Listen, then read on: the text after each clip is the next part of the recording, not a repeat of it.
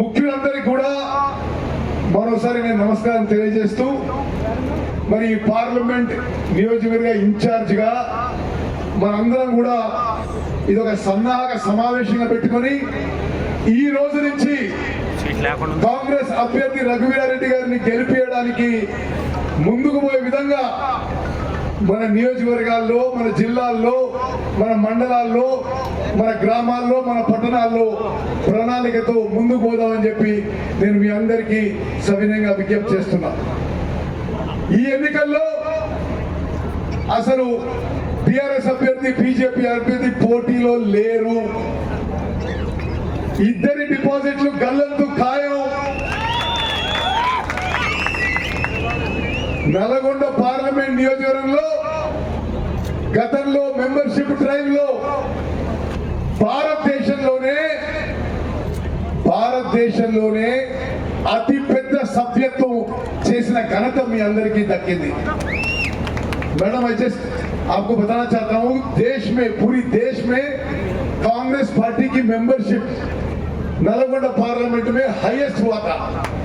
అది మీ అందరికీ క్రెడిట్ దక్కుతుందని చెప్పి ఏ విధంగా అయితే మెంబర్షిప్ లో భారతదేశంలోనే నెంబర్ 1 గా ఉన్నామో, సమర్థులు మరి ఉమ్మడి ఖమ్మం జిల్లాలో కాక రాష్ట్ర వ్యాప్తంగా మంచి పేరున్న తుమ్మల నాగేశ్వరరావు గారు కూడా స్వాగతం పలుకుతున్నారు.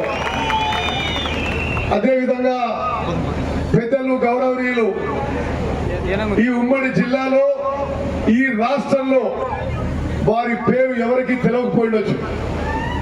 తెలంగాణ ప్రజా జీవితంలో ఒక ప్రత్యేక స్థానం, ఒక విశిష్ట స్థానం ఉన్న వరప్రసాద్ రెడ్డి గారు, మహిళా కాంగ్రెస్ అధ్యక్షురాలు, మరి వేదిక మీద పెద్దలందరికీ కూడా స్వాగతం. మంత్రివర్యులు, నల్గొండ శాసనసభ్యులు కోమటిరెడ్డి వెంకటరెడ్డి గారు కూడా స్వాగతం పలుకుతున్నారు. తెలంగాణ రాష్ట్రం ఏర్పడినప్పుడు ఏపీ రీఆర్గనైజేషన్ యాక్ట్ లో తెలంగాణ రాష్ట్రానికి కొన్ని హామీలు ఇచ్చారు. గాజీపేటలో రైల్వే కోచ్ ఫ్యాక్టరీ, బయ్యారంలో స్టీల్ ఫ్యాక్టరీ, అదే విధంగా తెలంగాణకి సెంట్రల్ ట్రైబల్ యూనివర్సిటీ. ఏ హామీలు నిలబెట్టుకోలే. అంతకుముందు యూపీఏ ప్రభుత్వం మంజూరు చేసిన ITIR, information technology investment region ద్వారా హైదరాబాద్, రంగారెడ్డి జిల్లాలో 2.5 లక్షల కోట్ల పెట్టుబడి వచ్చేది. 50 లక్షల ఉద్యోగాలు వచ్చే ప్రాజెక్టు బీజేపీ అధికారులు వచ్చిన తర్వాత రద్దు చేసిన విషయాన్ని మనం చేస్తున్నాం. అదేవిధంగా దేశ ప్రజలని నరేంద్ర మోదీ బీజేపీ ప్రభుత్వం అన్ని విధాలుగా మోసం చేసింది. నేను పార్లమెంట్ సభ్యుడిగా మనం చేస్తున్నా. 2016లో, 2017లో, 2018లో, 2019లో, 2020లో కేంద్రంలో ఉన్న బీజేపీ ప్రభుత్వం రైతుల ఆదాయం రెట్టింపు చేస్తామని చెప్పి పార్లమెంట్ లో హామీ ఇచ్చారు.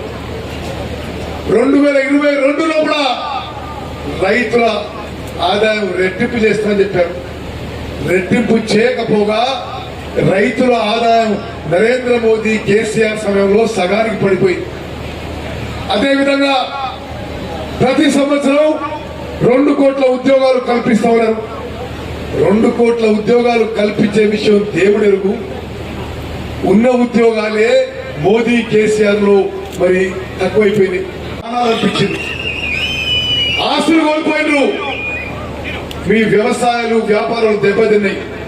అయినా సరే మీరు కాంగ్రెస్ పార్టీని రక్షించారు. కాంగ్రెస్ పార్టీ జెండా మోసి కాంగ్రెస్ పార్టీని ఈ పార్లమెంట్ బలంగా నిలబెట్టారు. ఏనాడు మేము మర్చిపోము. మీకు తగిన గుర్తింపు, గౌరవం, మర్యాద అన్ని ఉంటాయని చెప్పి మనం చేస్తూ మరి ఇప్పుడు కొంతమంది పెద్దలు వారి యొక్క సందేశం ఇవ్వాల్సిన కోరుతున్నారు. మరి ముందుగా ఇవ్వకపోవచ్చు కూడా. మిత్రులారా, చివరిగా నేను మళ్ళీ 2 నిమిషాలు మాట్లాడతాను. కానీ మీరు ఓపికతో, క్రమశిక్షణతో ఉండాలి. కేవలం ముఖ్యులు 5-6 మంది ప్రసంగించి ఈ సభ ముగుస్తుంది. నేను ఒకటే విషయం చెప్తున్నా.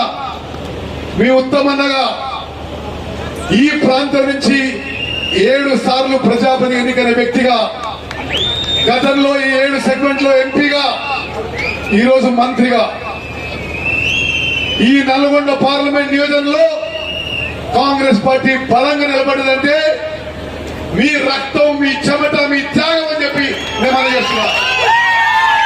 వేదికలో మేము ఈ స్థానంలో కూర్చుంటే మీ త్యాగం, మీ చెమట, మీ రక్తం తప్పనిసరిగా తరతరాలుగా కాంగ్రెస్ పార్టీకి త్యాగం చేసిన మీరు, సుదీర్ఘ పాటు కాంగ్రెస్ పార్టీకి పనిచేసిన మీరు, మిమ్మల్ని తప్పనిసరిగా తగిన గౌరవం, గుర్తింపు, మర్యాద ఉంటుందని చెప్పి నేను మరోసారి ఈ వేదిక నుంచి మాట్లాడుతున్నాను.